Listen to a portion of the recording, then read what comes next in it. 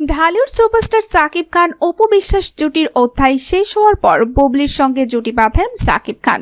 তাদের কোল জুড়ে আসে সন্তানও। এরপরও সাকিব গণমাধ্যমে একাধিকবার বলেছেন বুবলির সঙ্গে কোনো সম্পর্ক নেই, কিন্তু বুবলি সবসময় বলে আসছেন সাকিব এখনও তার স্বামী।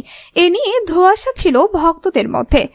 সম্প্রতি সাকিব গণমাধ্যমে সাকিব বুবলির সঙ্গে কোনো সম্পর্ক নেই বলে দাবি করেন। শুধু তাই নয়, বুবলির বিরুদ্ধে গুরুতর কয়েকটি অভিযোগ তোলেন। এর পাল্টা জবাবও দেন বুবলি। এর বিষয়টি টক অব দ্য কান্ট্রিতে পরিণত হয়।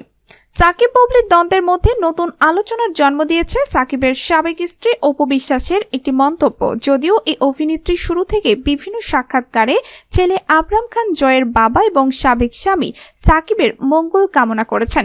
এছাড়া কখনো কখনো সাকিবের মুক্তিপ্রাপ্ত সিনেমার জন্য শুভকামনাও জানিয়েছেন। এবারও ব্যতিক্রম হলো না তার। সাকিবের সঙ্গে সম্পর্ক বিচ্ছেদ হলেও তার প্রতি যে শ্রদ্ধা ও ভালোবাসা রয়েছে, এমনই আভাস পাওয়া গেল ঢালিউড কুইনের বক্তব্যে। সম্প্রতি গণমাধ্যমে দেয়া এই সাক্ষাৎকারে সাকিব প্রসঙ্গে অপু বিশ্বাস বলেন, সবকিছুর বাইরে আমার সন্তানের বাবা তিনি সাকিব। যাই কিছু হোক না কেন, আমি তার কোনো ক্ষতি চাইব না। তার নতুন সিনেমার জন্য শুভকামনা রইল।